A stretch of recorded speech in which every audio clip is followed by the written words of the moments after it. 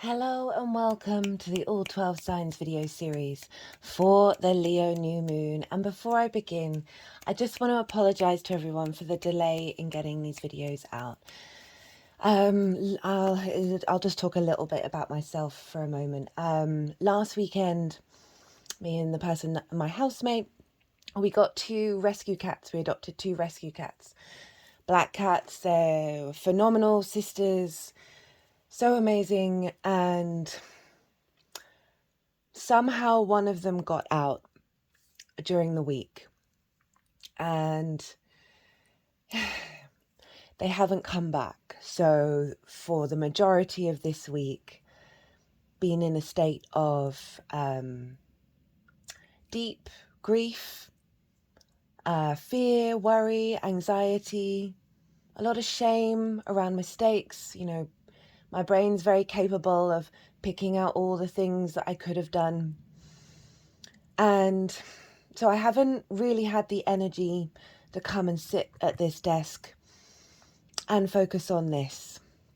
And it's been quite an interesting journey because both me and my housemate, we'd felt like we'd sort of really leveled up. And then this happened, and we're both quite grief-stricken. And it happened last year as well, very similar thing, where a real big energy showed up that was the opposite of what we felt like we were integrating. It's kind of really, you got to think about the astrology of, this is a Leo new moon, Leo, the lion, the cat, and a cat goes missing in the lead up to the new moon. The place that I live, there's loads of hiding places, but we haven't seen her since the first night she disappeared. And it's been one of these processes that this happened to me in my 20s. A kitten turned up on a doorstep.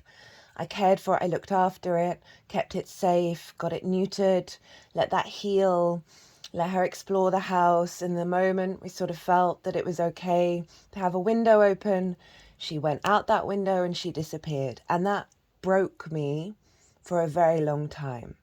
I have Cancer in the 12th house, which means my emotions are often quite hidden from me, but they're very deep and they're very personal. And so when I do tap into them, they are so overwhelming and they're so linked into the unconscious spaces that they're incredibly powerful. And that cycle really broke me for a long time, a very, very long time. And this is a similar scenario. The other cat who was very curious and was determined to get outside, jumped out of a window. And I made a decision, and I've noticed over this past week, and I'm bringing this all up in case any of you out there have had a similar experience recently. It may not have been as extreme, where something from the past, an old karmic cycle, because I've talked a lot about timelines crunching,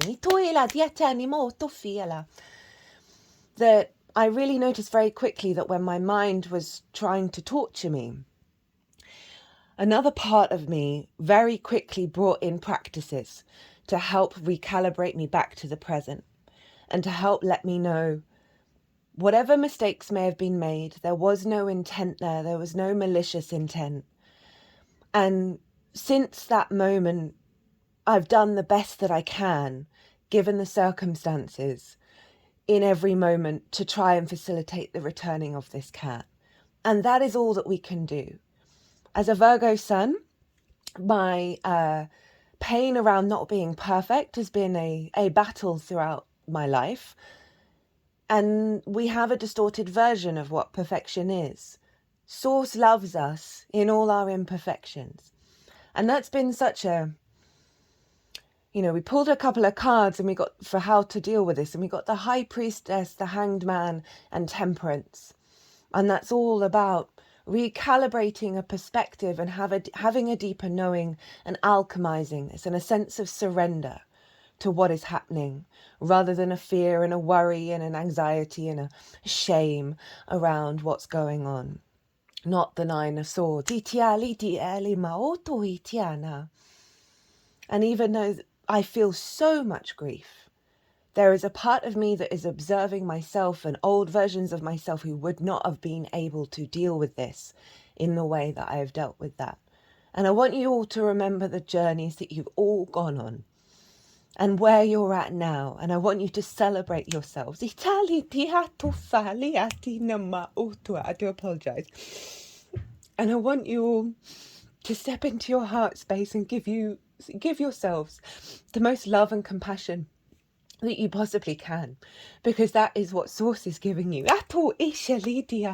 Even in those moments where you may not feel it. The amount of synchronicities I've had throughout this whole experience is one of those things where you're in awareness of the tragedy of it all, but also we are everything, and we have been everything through every timeline and every different reality. We are the whole universe combined. We have seen the most beautiful moments and the most tragic moments, and this is the polarity of it all. And sometimes when we walk this path, we can really struggle to see Source when we're faced with tragedy, when we're seeing all the tragedy in the world. And this is all about this higher perspective, which can feel like spiritual bypassing. But as long as you're not ignoring the emotions that you have, while still honoring the part of you that is able to be that hanged man, to be that high priestess, and to alchemize that sensation of surrender, and find the wisdom in all of those moments without denying the tragedy of them.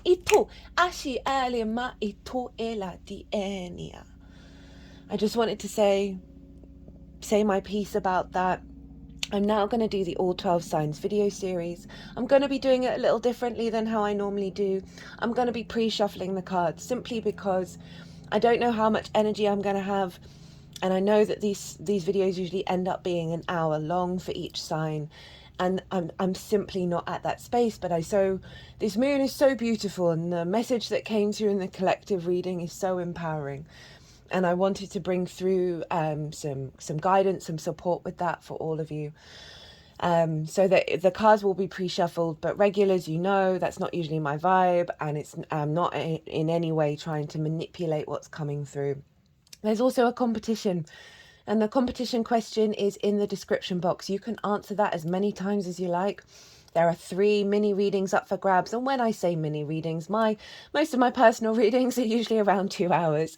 I can't help myself, so it's not going to be like a tiny little reading, but it's going to be probably around an hour for each of those mini readings. You've got until the 29th of August, which is my birthday, to enter into this competition, and after that I will let everybody know what's going on. So I'm going to crack on with reading the All 12 Signs series, and I'm sending you so much love, and I hope you enjoy the readings that are to come. Leo rising, how you doing, Leo? So I read for the rising sign. So for those of you who have Leo elsewhere in your chart, look to the house that it's in and the themes of that house. You want to apply those themes, as well as everything else you've got going on in the sign of Leo, to the messages that come through in this reading. It will be as if that Leo energy has now moved to the first house. So the astrology for the rising sign will still link in. You just got to apply the meaning of your natal chart Leo energy to it. So for those of you who didn't quite catch the introduction, I talked about, I've had a very personal thing happen to me. A newly adopted rescue cat has disappeared. Very appropriate in the lead up to the Leo new moon. Sometimes as an astrologer, you have to have a bit of perspective about these kind of things. But I've gone through a lot of grief and a lot of pain over this last week. And so there's been a delay in me getting this video out. I talk more about that in the introduction, just because there might be others out there who've had something quite big happen in the lead up to this new moon, because it's quite a phenomenal moon in terms of an energetic shift. It's linked into obviously the 8/8 Lionsgate portal as well. But essentially, I'm recording this probably we're about 12 minutes away from the moon being exact. But I mentioned in that introduction that my usual readings, they're around an hour, and I don't quite have the energy to do that, but I really wanted to come through and get some readings out. So I'm pre-shuffling before each of the readings, and there are 3 cards in each of the piles. I've also pulled your oracle cards. We have the Sun at the bottom of the deck, and regulars, you know, that's not usually my vibe. I'm not trying to manipulate any of the messages. I just have to also conserve my own energy, because as much as anyway, I've talked about that in the introduction, so if you want to go see that, go check that out. Also, I'm probably not going to talk too much about the astrology. The collective reading has that all. Really go into detail about the astrology of this moon. Pulled collective tarot cards as well.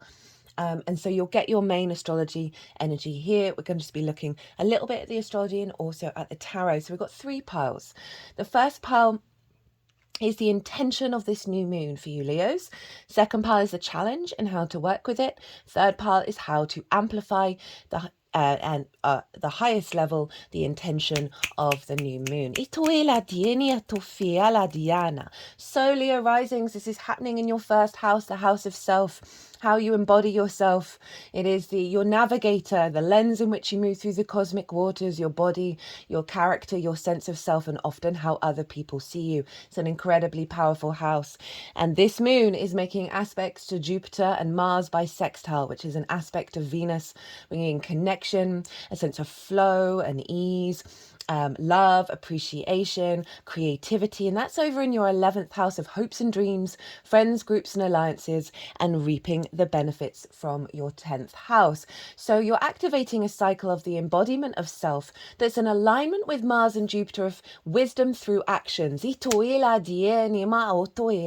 Around your hopes and dreams, around how you connect to bigger groups, and just having more of an instinctive embodiment around how to facilitate reaping the benefits from your 10th house as well.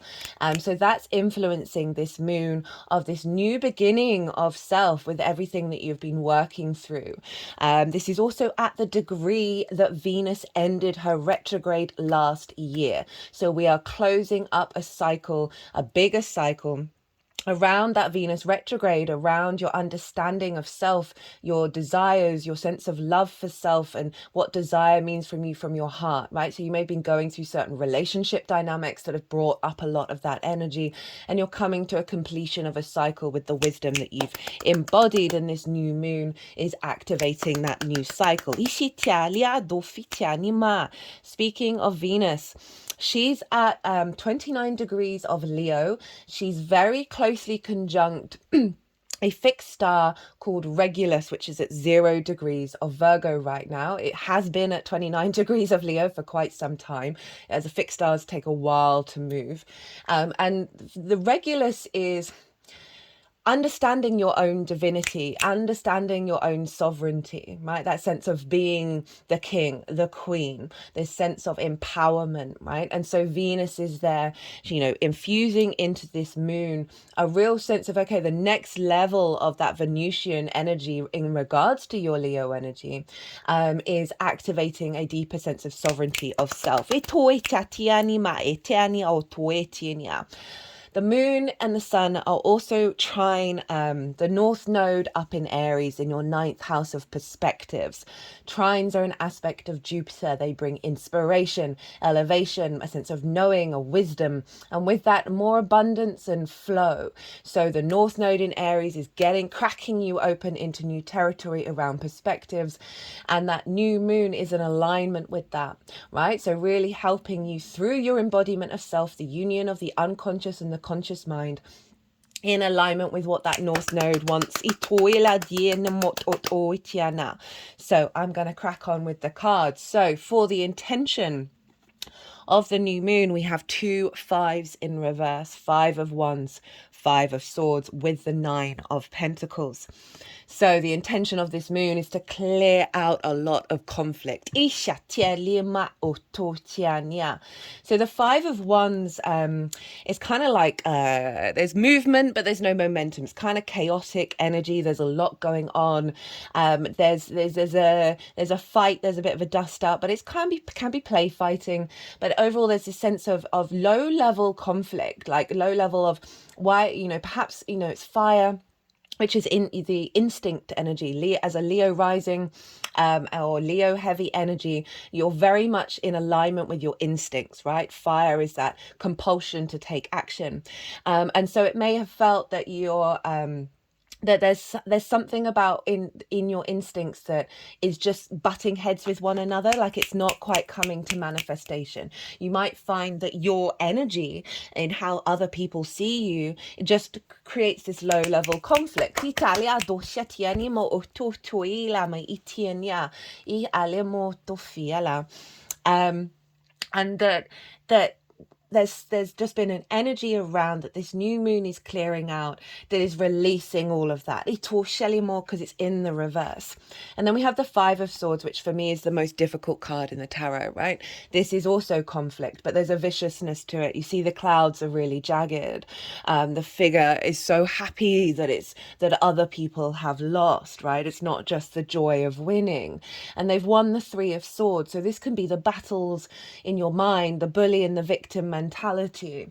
This can be the sort of the conflict in understanding self, right? The Discordian energy, where there may be certain limiting beliefs and perceptions that you have about self that have limited your ability to be in a flow state, rather than be in a hierarchical state, because there is a sense of hierarchy with the heights of these people. And a sense of dominion. Something's had a dominion over you. If we externalize this can be, for whatever reason, the embodiment of self is caused a level of people needing to come at you and needing to take from you. And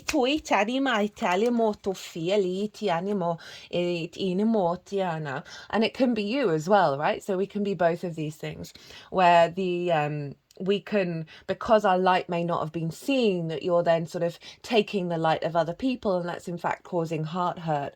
But overall, if we just focus on the energy within yourself, right, in your embodiment of self, there's a lot of conflict here. And so this is an incredibly powerful combination that's being released. I haven't quite seen a combination of cards like this being so potent for a while now. And then we've got the Nine of Pentacles, and this is Venus in Virgo, and not long after the new moon, she's going to be moving into the sign of Virgo at 0 degrees. She's going to be at 0 degrees when Mercury goes retrograde, which follows this Leo new moon. The Mercury retrograde is very much in alignment with this current lunation cycle. I've done a Mercury retrograde series, so go check that out, because it is in alignment with what we've got with this new moon in Leo and then the full moon in Aquarius. And she's going to be on Regulus, right? So this is this sense of sovereignty of self. And this figure knows what actions it needs to take in order to bring about a holistic lifestyle, right? So they are at home, they're feeling opulent. And through that opulence, they may have a happy work life, a happy family life, whatever it is. It can be absolutely anything where you're feeling very confident in your actions in the material plane, that is creating a level of abundance. That doesn't just have to be material, it can be in any form.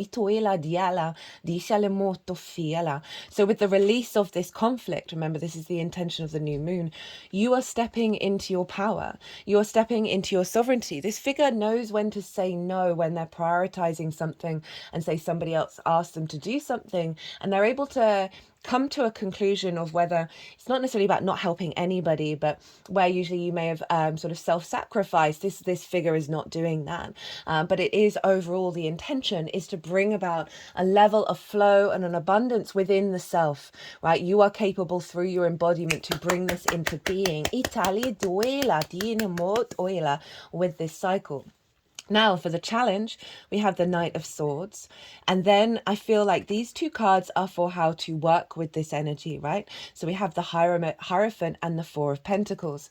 So the Knight of Swords, given, it's very interesting. If you see, these are the only two cards who have these jagged clouds. Now, I don't always read the Knight of Swords in a negative way, but because it's turning up in the challenge position, it's pretty hard not to avoid this fact of quick to So through your ideas, your perceptions, your constructs, quick to act in a sort of perhaps a conflict-driven way, right? So this is helping release conflict. And so it's not surprising that a knight, the embodiment of that suit, with the first house, which is the embodiment of self, of releasing impulses that can quick cause conflict. So it's fast moving impulse actions based on trauma responses, based on this perception of conflict perhaps within yourself, whether you perceive it or not. But there's this low level conflict within yourself that's causing impulse actions that create conflict, that create discord. And this is going to be a challenge. So it's interesting you've got two pentacle cards because this is two earth cards, because this is Taurus, that's calling you to slow down. So this is really getting calling you to take a breath every time you feel like you're in that Knight of Swords, where you're feeling like this this idea is coming through that is discordian in its energy, and you have this impulse desire to act on it. These two cards are calling you to breathe, to take a moment and get in your body and be still. I'm a Leo rising.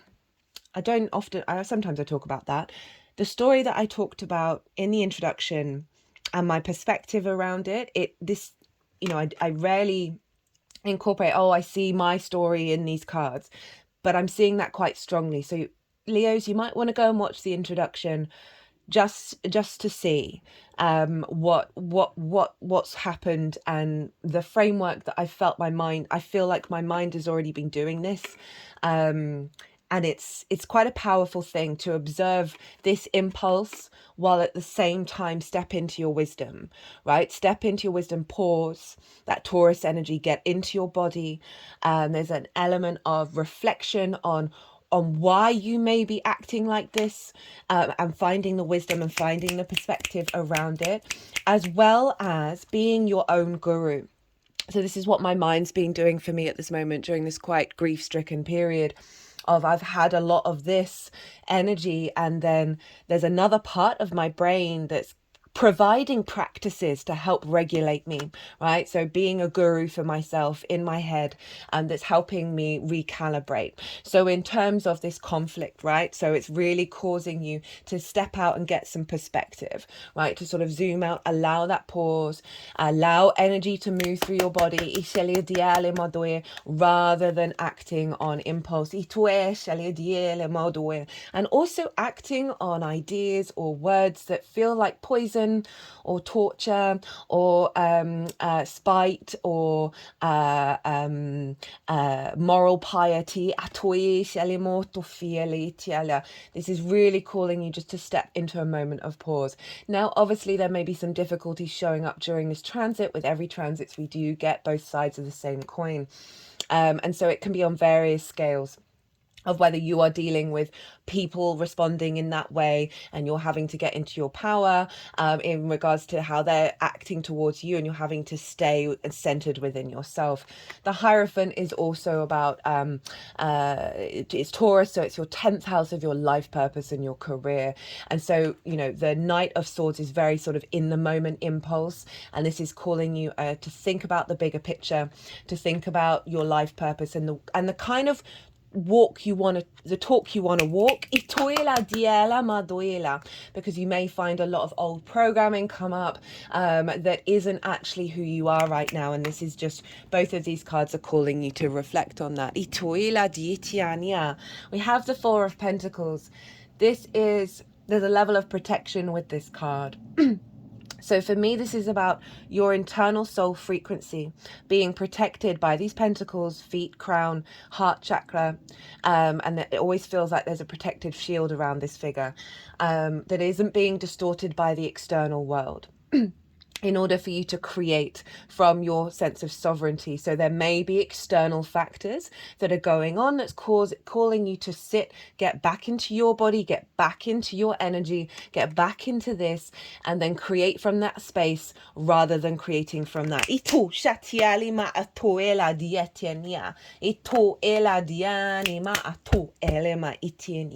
So both of those cards are calling you to be very centered within yourself. So how to amplify it? You've got a bonus card. We have so amplifying the intention. We have the Emperor, the Ace of Cups, the Page of Cups, and the Four of Wands. So very different energy to, this sort of conflict vibe that we've got going on. This is calling you to step into your power. This is Aries energy, right? This is, again, acknowledging the sovereignty within self, acknowledging that it's the wisdom that you learn from your own authenticity, from your own autonomy. So this, there may be some external factors that are coming in that may be shaking you up. And this is calling you to get back into your perspectives, your ninth house, right? And get back into what feels right for you, rather than, I feel like you're going to have a heightened sense about distortions in your body that may be coming from the external world and external factors, that you're then really going to be able to sort of quickly orientate yourself back to your inherent nature that isn't being distorted.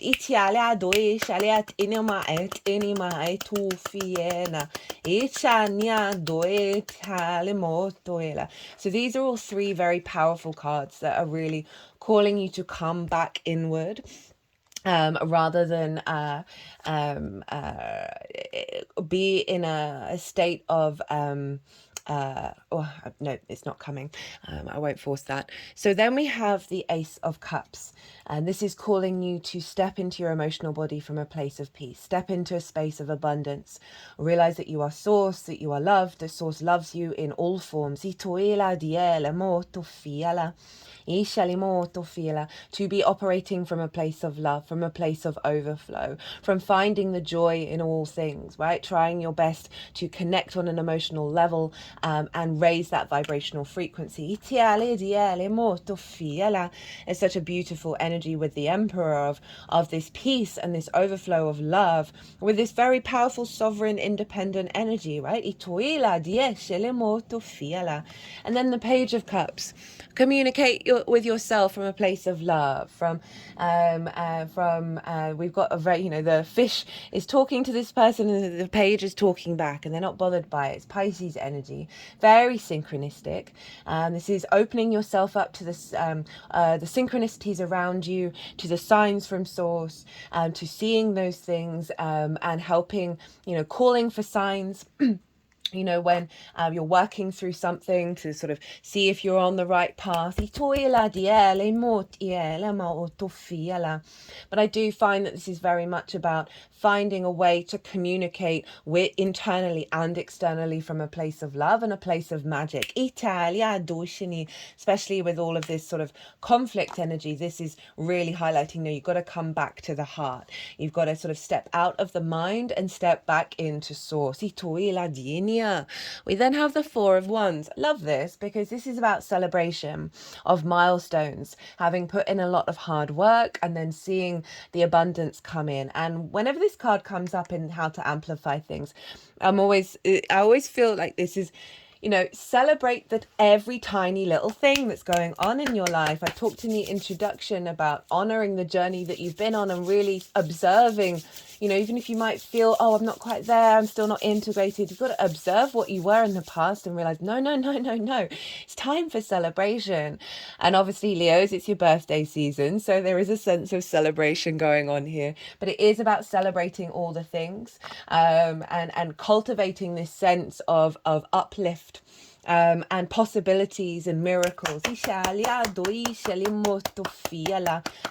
Every time you feel like you've made a decision that's stepping you into that Nine of Pentacles, celebrate it, right? If you cooked yourself, you really dedicated and cooked yourself a beautiful meal that is both tasty and nutritious, celebrate it. Celebrate your body, celebrate yourself. Give your body and yourself lots and lots of love with this energy. We have the Sun, a sense of vision, clarity, freedom, joy, illumination. So there's a real illumination of self that's setting you into this path of a very loving, sovereign, celebratory nature, and such a lovely energy, considering we got all those very difficult cards, right, of conflict and sort of acting on that conflict as well, like really shifting gear.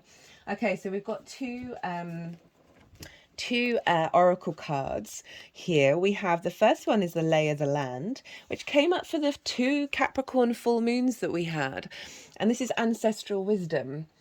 Past lessons, being well informed, ancestral wisdom. There are times when you're meant to discover and explore new terrain in your life, even to be part of a wave of change. This is one of those times, and what you're contemplating is perhaps new to you, but others laid well-worn paths and left wisdom for you to rely and reflect upon. This is so you have a better understanding of the potentials and possible pitfalls on your journey. When you know the lay of the land, you are better able to fully experience what is being offered to you. This is a wonderful time to seek a mentor or good advice from an expert or elder. That way you'll be able to meet life's opportunities and challenges well informed. Knowing that you have a map, now you can be curious about what else is here. This is a path that promises success in all areas.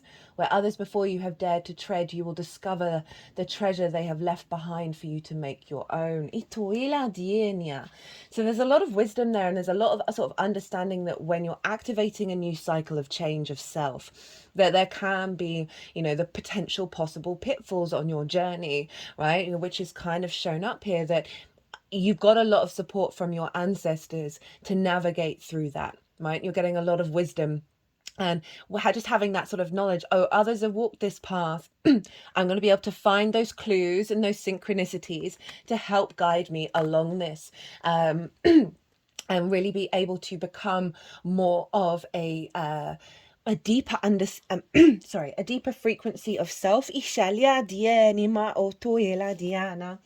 And then we have first breath, beginner's mind, a fresh start and renewed curiosity, natural trust, beginner's mind.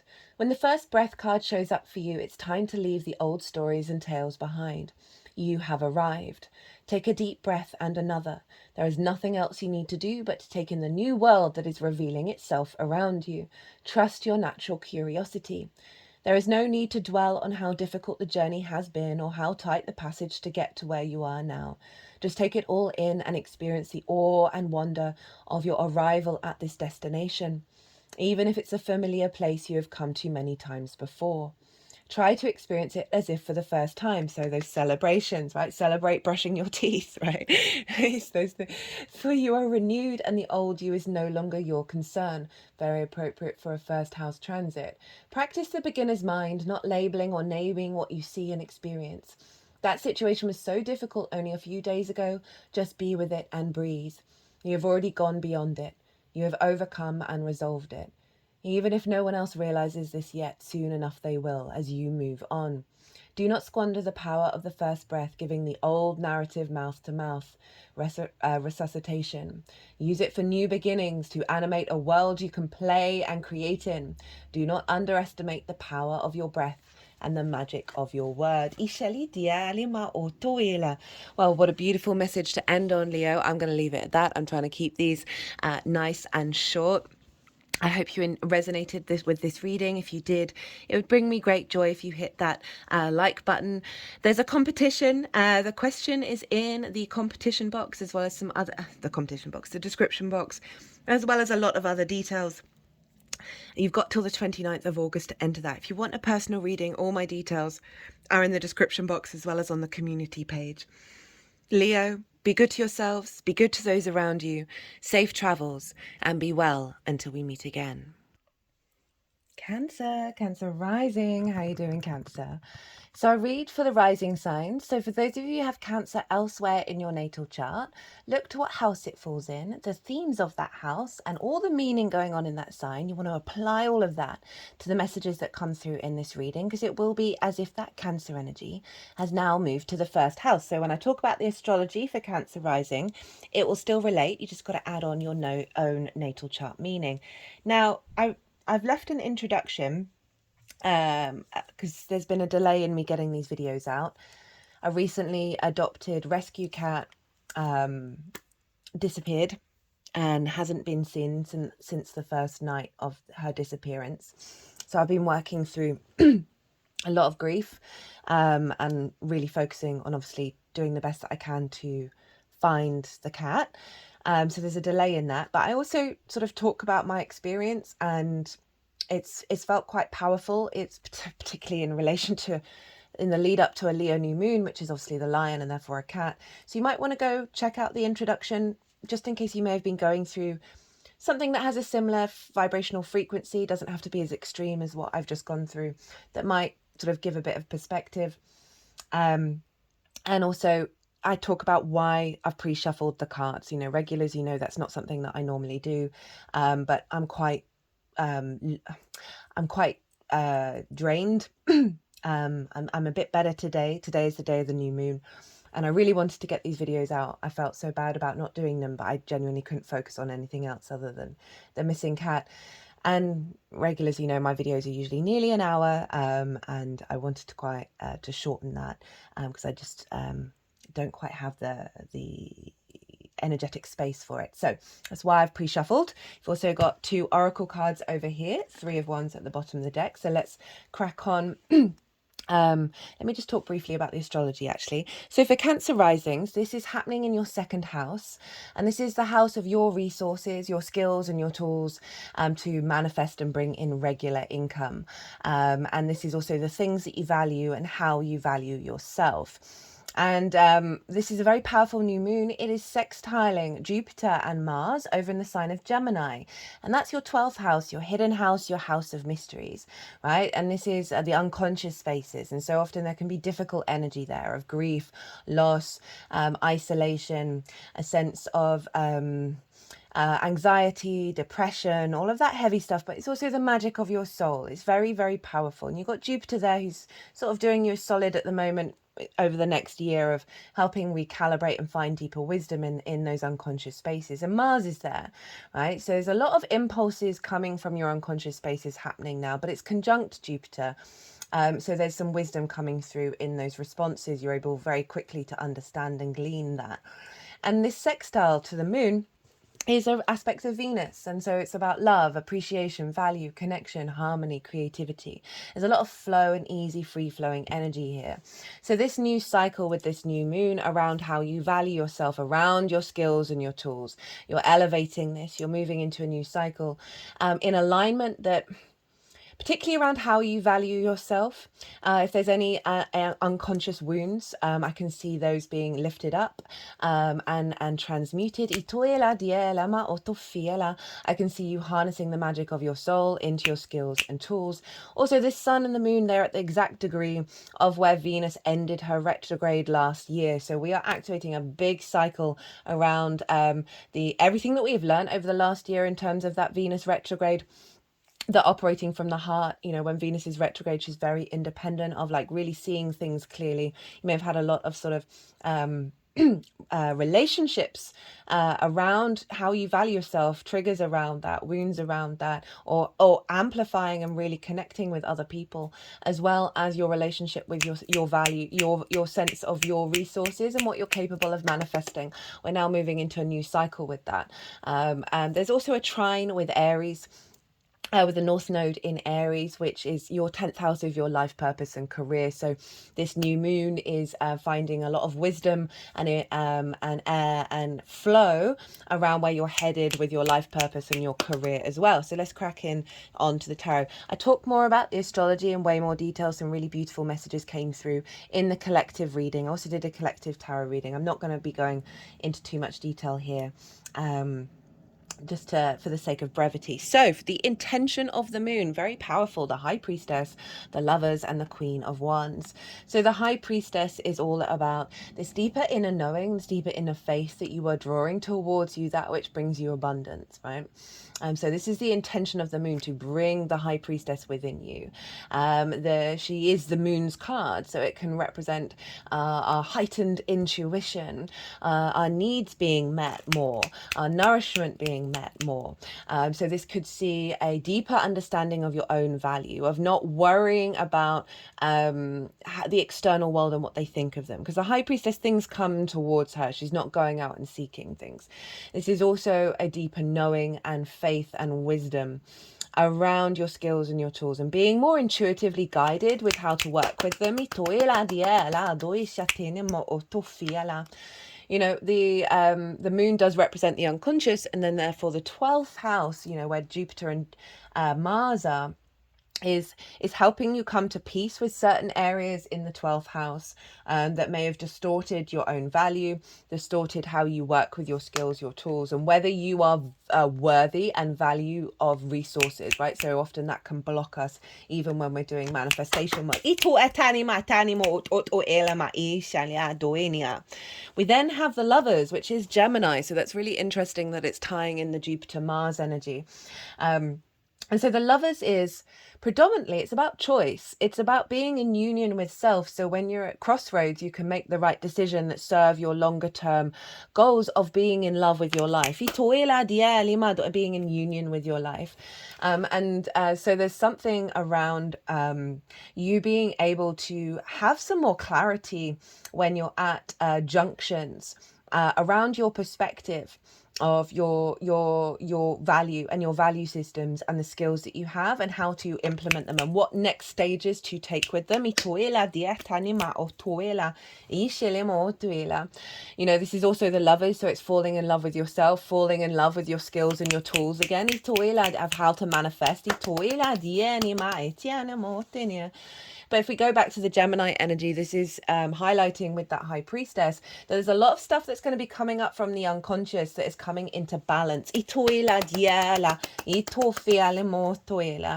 then we have the Queen of Wands, you know, very Leo energy. The Queen of Wands is the capacity to cultivate your instincts, your passions, your courage, your creativity, your independence, your sovereignty, your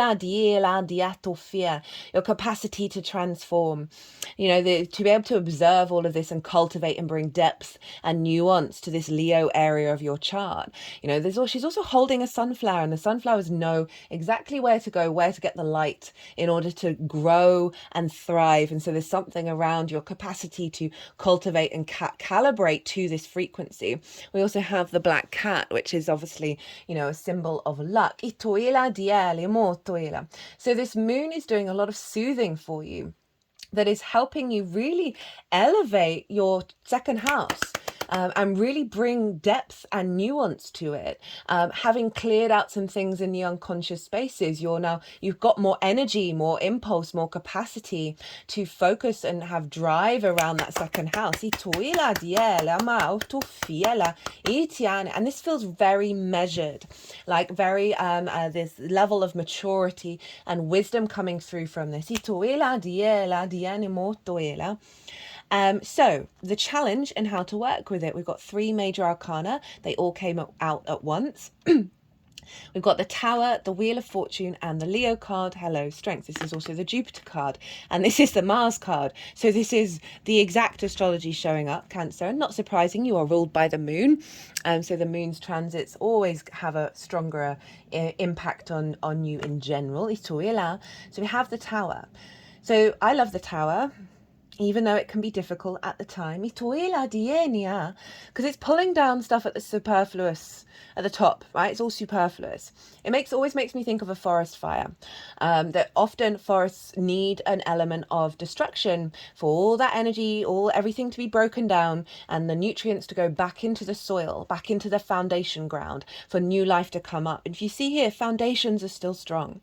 So the Tower only pulls down that which isn't serving you in this current frequency, this new timeline. And so it can be a bit disruptive, but we are, with these cards, it is really highlighting, just go with the flow with it, right? Don't go into catastrophe mode. It's also Mars in the 12th house, so this can be truly a reflection on things that's behind the scenes in that Gemini energy, perceptions, ideas, more of the mental suit, limiting beliefs are being pulled down during this. And that can feel quite disruptive because often when those limiting beliefs get pulled down, they can show up in the 3D. Because you know, every dimension, every aspect of existence has a resonance with each other, and so we often see like a domino effect in all the different frequencies in order for it to finally be released. So I would say just know that this is part of a cycle. If these things are going to happen, this may happen internally, externally, very loud or very quiet. It's all going to depend on your chart. So just be be open to the fact that some things are getting shaken down with this transit. We have the Wheel of Fortune and the Strength card of how to work with this energy. The Wheel of Fortune, as I said, is Jupiter. But overall, this is acknowledging that some fated stuff is going on and the wheel is turning in your favor. There's something around surrender with the Wheel of Fortune, but it is one of the most positive cards. It is a big yes card, and it's calling you to step into that energy. This is the Jupiter card, so Jupiter is there's a wisdom to Jupiter.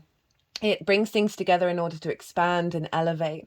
It is a very generous of spirit, right? Very jovial. So it's calling you to step into those moments. Even if that's going on, it's not about denying the emotional response to this experience, but still acknowledging this bigger perspective. I talked about, it's quite interesting, it showed up in the Leo reading as well, the situation that's just happened to me with a missing black cat, and so it's actually quite difficult to look at that card. That I'm getting resonance from the experience that I've come through in this, of like a difficult tower moment and still holding on to this without denying the reality of the tower. And I think it's a fundamental, very big energy that we're working with right now. We then have the Leo card, Strength, and this is about love and kindness. This is not about dominion. This is not about taking advantage of people's vulnerability. This is about genuinely the desire for co-creation and being in flow, right? Of love, right? This is your instinctive and mammalian side with your higher self, and they are working together. And there's a great strength in that. It takes a great lot of power to step into this space rather than be in dominion mode.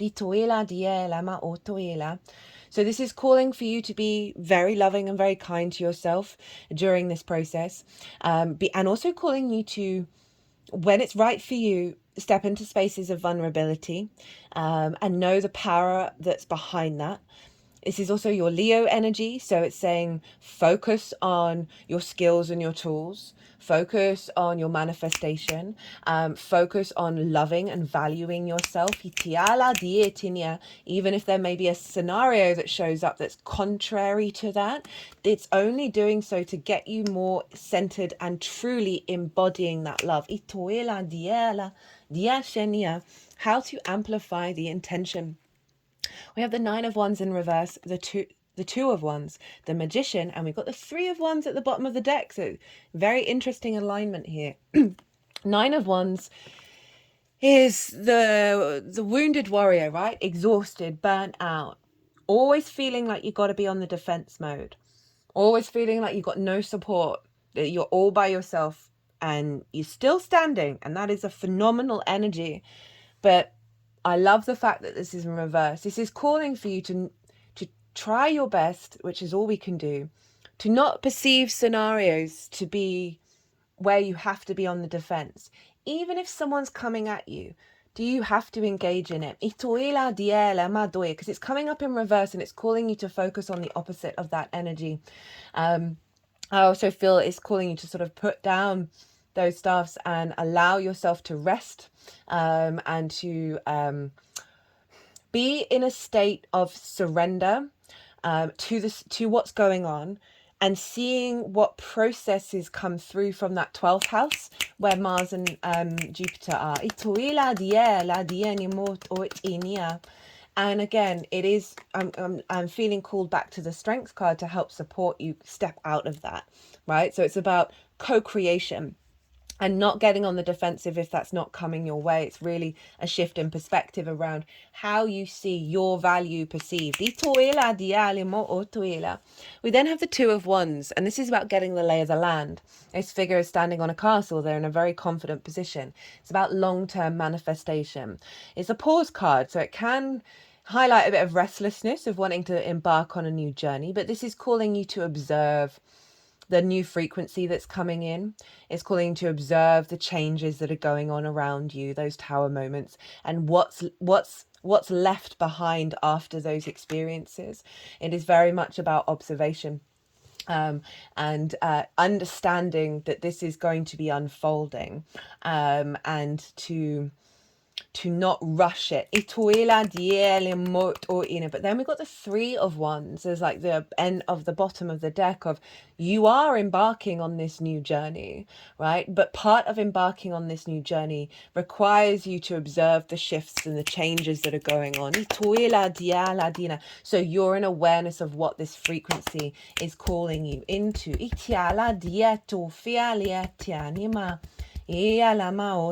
got the Magician. So you've got the High Priestess as your first card and the Magician as the last card. And this is, all about manifestation, as above, so below.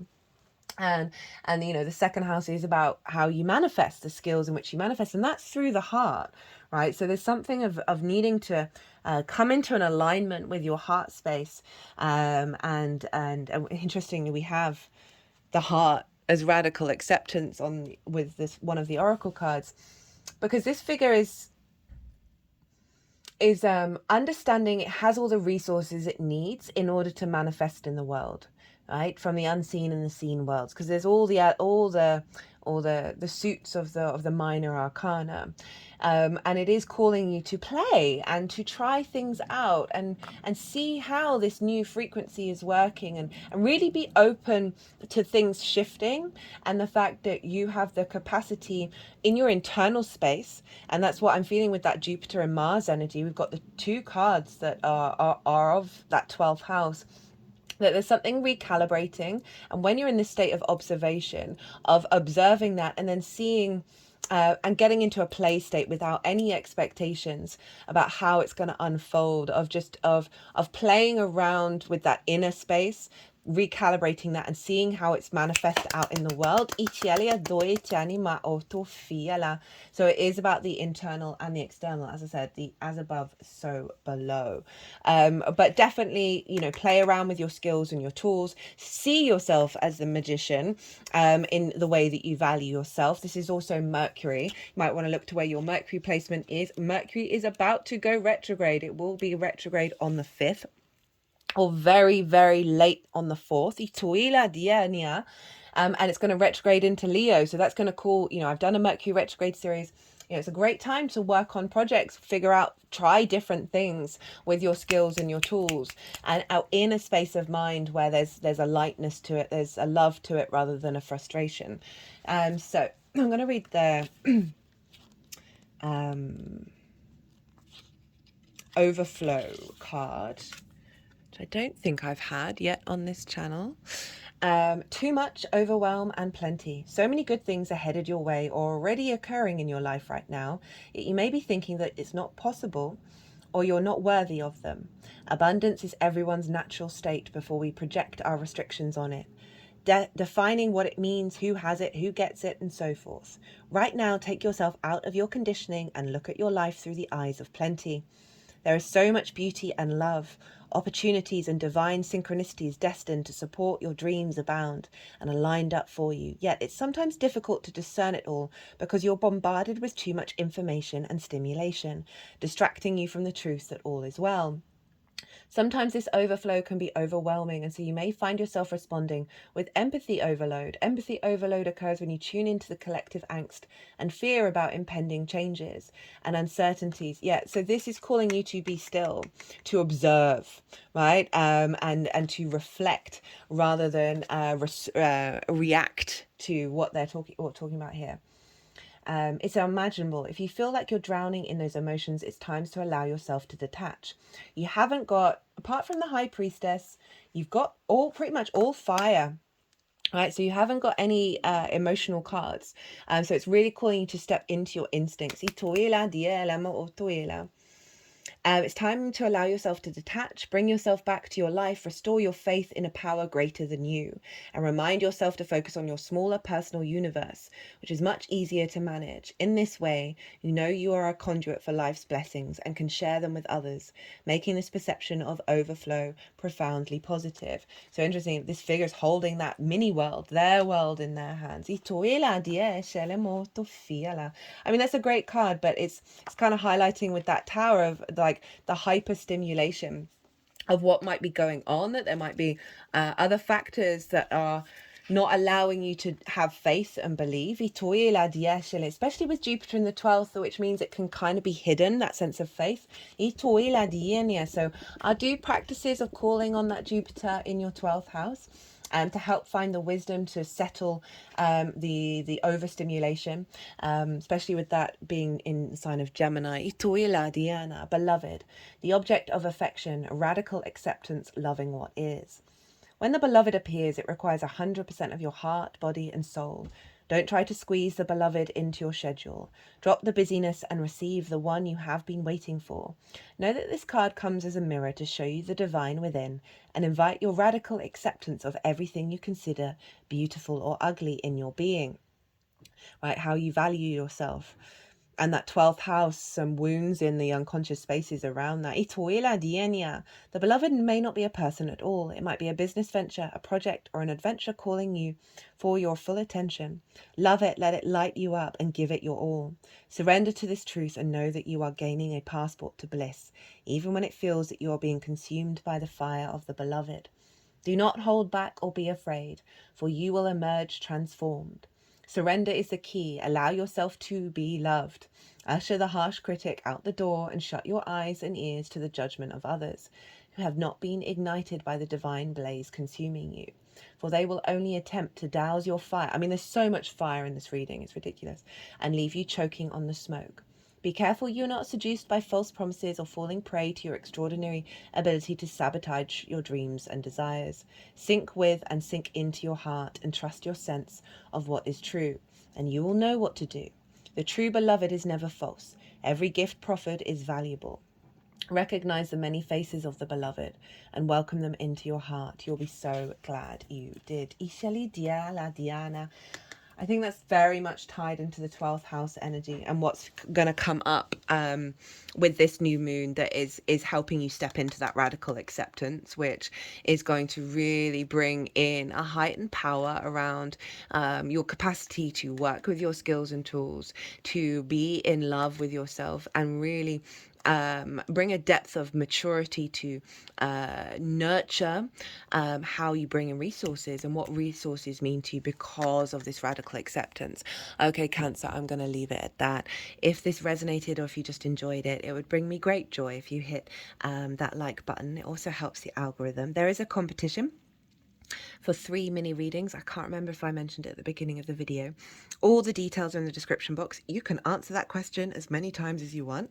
If you want a personal reading, all my details are in the description box and on the community page.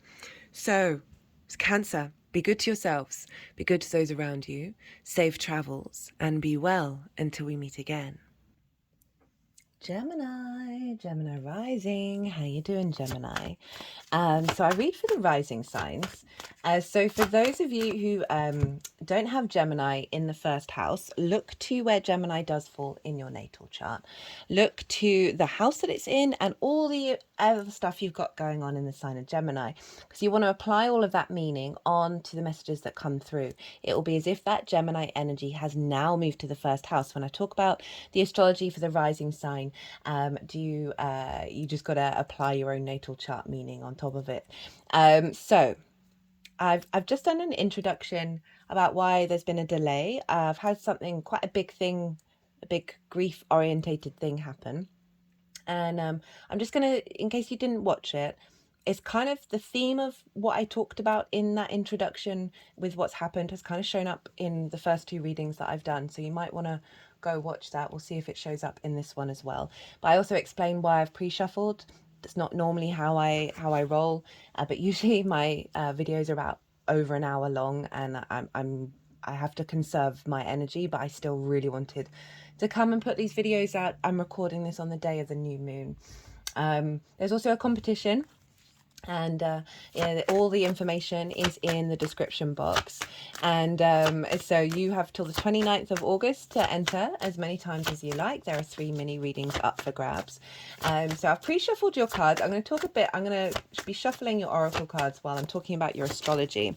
So Gemini rising, this is happening in your 3rd house, this beautiful new moon in the sign of Leo. And your 3rd house is the house of the goddess. It's where we find meaning. I'm just really concerned you can't actually hear me over the sound of that shuffling. That deck's quite loud. I'm going to pause and pre-shuffle. I'm just trying to shorten the amount of time here, guys. I do apologize. Yeah, we've got your oracle card now. So 3rd house, house of the goddess. So this is where we bring our big picture philosophies into our day-to-day. This is how we find meaning in the day-to-day, the little things. It's your local community. It's your environmental frequency. It's the lens in which you communicate through. I love the 3rd house. I think it's very significant for integration and expansion, because when we find that meaning on the day-to-day, then we're really tapping, and that joy, we're really tapping into source. You have this beautiful new moon happening here. So you're starting a new cycle around the lens in which you communicate through, right? That Leo energy, very loving energy. It's also starting a new cycle around how you find meaning in the day-to-day of their energy levels in your day-to-day practice. It's a shift in the frequency of your environment. And it's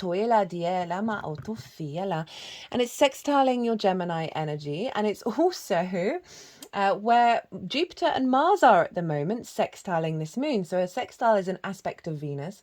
She brings ease, she brings grace, she brings connection, appreciation, value, diplomacy, love, creativity. So you've got a really loving, flowing energy between yourself, your ascendant, your 1st house, your embodiment of self, and your day-to-day, and the way that you express yourself. So I can see a lot this building in alignment with the expression of self, and how essentially talking the walk that you walk, right? Talking the walk that you talk, because we've got the communication with the embodiment. And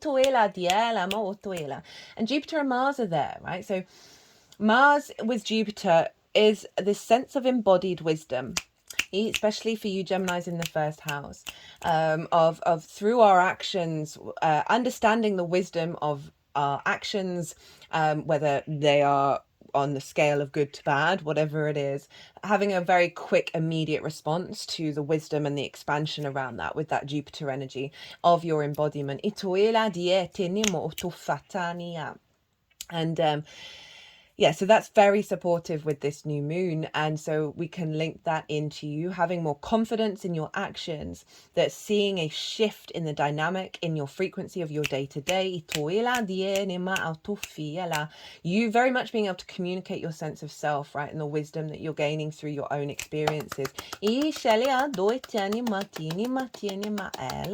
Now, this moon is at the same degree that Venus stopped her retrograde at last year in the sign of Leo. So we are entering in a new cycle of that Leo energy. We're wrapping up that Venus retrograde fully. And so we're going to see the next level of all the wisdom that we've learned from that Venusian retrograde.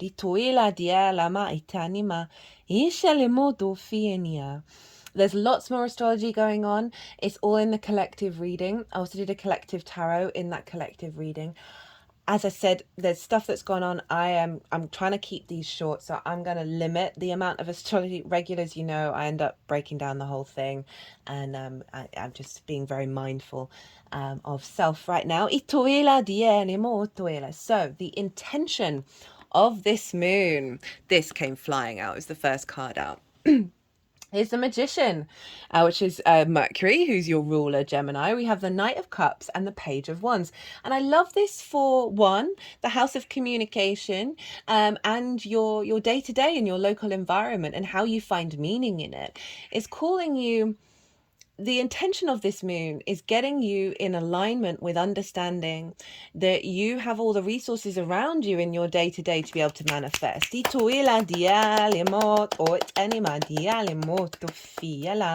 You know, for some of you, this might be you being seen as the magician in the way that you communicate. There's an elevation of the power of your words, the power of your intention. You know, communication is absolutely everything that we do, because the whole universe is information and the exchange of that information. And so the magician being the first card up, saying that you're elevating your capacity to embody this in the way that you communicate, in the way that you create and find meaning in the day to day. Now, Mercury is going to be going retrograde not long after this moon. It's in the 5th of August for most of us, very late in the evening on the 4th for the Americas, I believe. And Mercury's retrograding in Virgo and then moving into Leo. So there's definitely a tie in with this lunation cycle. I've done a Mercury retrograde series. Go check that out. Especially Gemini, it's your ruler, so it's going to have always influencing you. We have, in fact, I just had a Gemini rising message not that long ago, being locked out of the house in terms of of having to go back and forth, right? Already embodying that retrograde. She also has a Mercury retrograde in her chart. She's having to go about her local community to go and get some keys. Now.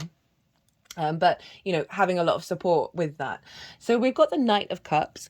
This is calling you, the intention of this moon is getting you into an alignment from your heart space, from your emotional body, from your intuition, guided by your heart, that Leo energy, to move through your day to day in more an alignment, in more flow, in more seeing things in a more heart-orientated way, right? A more loving way, and then being able to embody that as you move through the world, move through your day-to-day.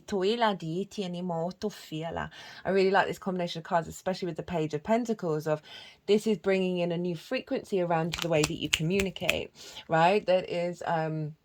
it's grounded, you know, it's earth energy, and so it's really it's giving the material plane, your fire Leo energy is coming into the material plane. This may see opportunities, more networking, more work opportunities, or whatever it is around the sense of the the pentacle energy, in terms of the frequency in which you're communicating is going to be coming through in this way. And it's so powerful with the magician. And then the Knight of Cups, of like that truly loving flow state. That's just giving you some structure in the way that you communicate, that's allowing your heart space and that Leo energy to have a container for the fire. So the challenge and how to work with it. We have the Four of Pentacles, the Three of Wands, and the Page of Wands. Now, the Four of Pentacles, for me, this is a really powerful card, but it's come up in the challenge. And so, I'm instinctively inclined to read it in the traditional way, which is, what are you holding on to, Gemini? What is there within you that is fixed, right? That Leo energy, fixed intentions around the material plane, right? It just feels like there's something within you that is holding on to a frequency that affects your 3D environment, and how you perceive and move through the world, and also how you communicate, in terms of there's a blockage for you to know your sovereignty and your power to create. Because the way that I read this is your inner frequency being protected by the external world, where you are then able to create from that frequency, from a place of sovereignty. So there's something blocking that. That's the challenge. That is but perhaps your environment, something in your environment that is disrupting your essence. I'm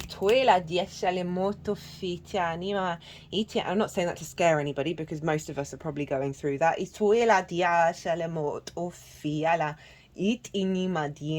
I mean, there may be something that you're aware of, like, why do I keep holding on to that that framework. What, you know, this can be quite rigid. Like perhaps you've got a lot of routines that you have in your day to day, and I would say that this is calling to shake those up.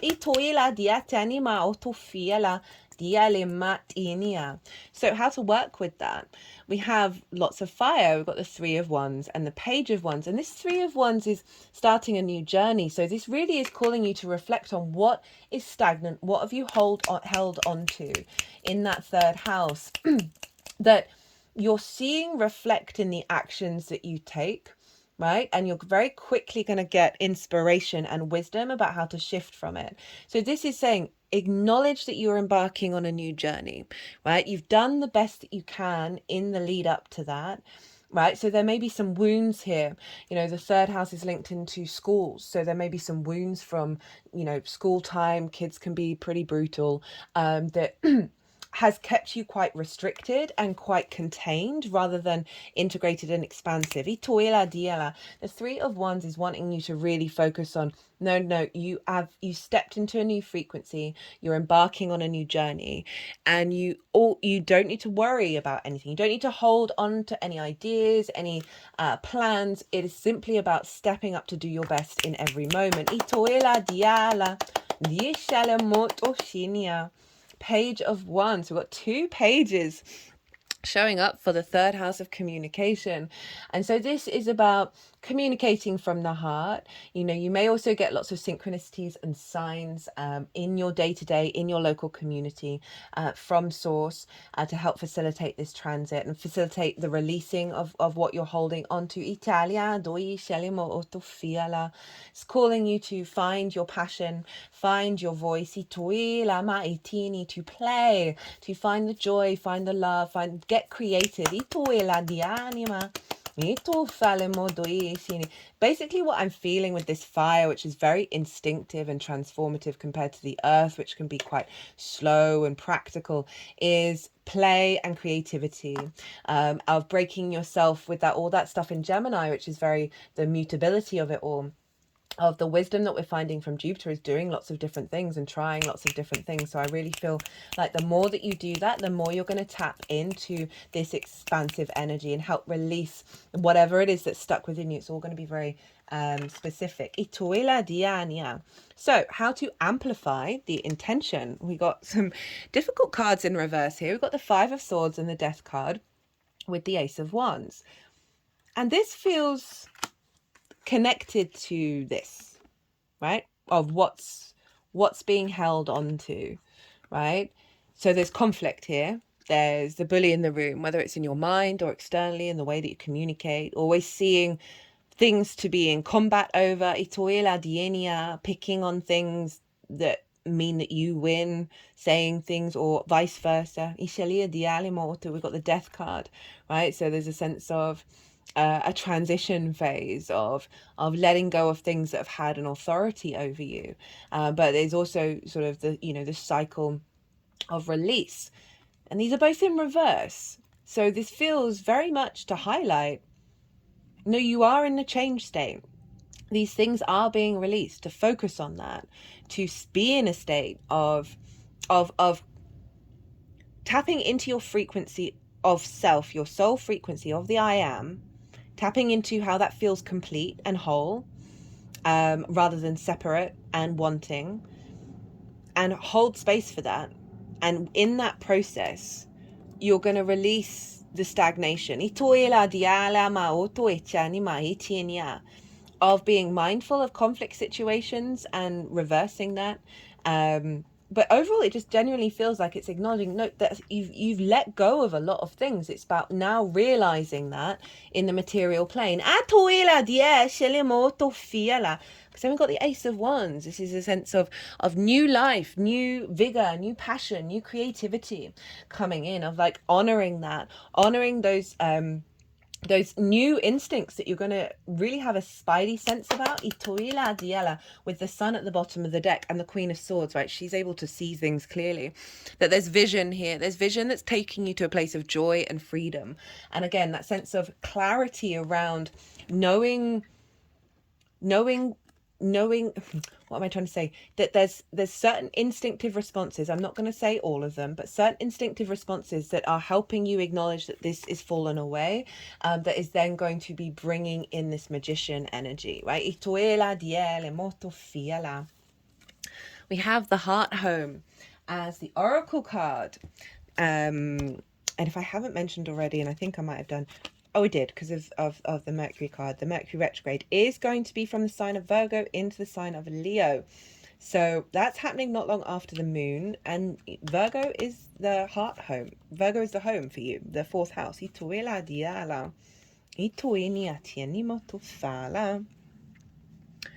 Love in its truest form, compassion. When you begin to feel like you do not belong anywhere, it's time to make your way back to your heart home. This is your true home. You're being called back to the quiet place where your soul resides. That's so interesting. I just sort of talked about that.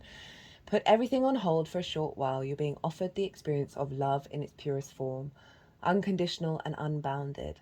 This is not the love you must work hard to earn or barter for. Drop into your heart space and rest there for a breath or two. Replace the judgment of yourself and others with compassion. Really, it's that easy when the heart home shows up. There is no need to forgive anyone for anything. None of it occurred in spiritual truth. It's only your belief in that story that makes it so powerful. Allow your love to wash clean all those impressions. Empty yourself of all judgment and preconceptions, and allow spirit to fill you with the sweet nectar of peace. When heart home shows up, it's imperative that you heed its call, lest the universe orchestrate a way to bring you back to yourself that is a harsher nature. So this feels like it's summing up, like there's some stagnant, stuck energy that by stepping into this space, right, this recalibration, this honoring of the transition, and that you are in the new realm, but there's parts of you that are struggling to get there. Leo rules the heart. So maybe doing some meditations at home to help see what that Four of Pentacles means to you in order to bring that up and help that be released. But Gemini, I hope you enjoyed this reading. I hope it resonated. If it did, it would bring me great joy if you hit that like button. Also helps the algorithm. As I mentioned, don't forget to enter the competition. If you want a personal reading, my details are on the website, on the description box and my community page. But other than that, Gemini, be good to yourselves, be good to those around you, safe travels, and be well until we meet again.